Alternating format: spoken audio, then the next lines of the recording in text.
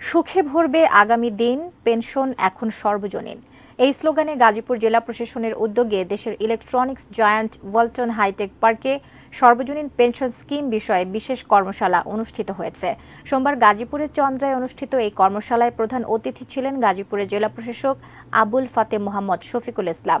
তাকে স্বাগত জানান Walton hi-tech industries PLC chairman S M. Shamsul Alam.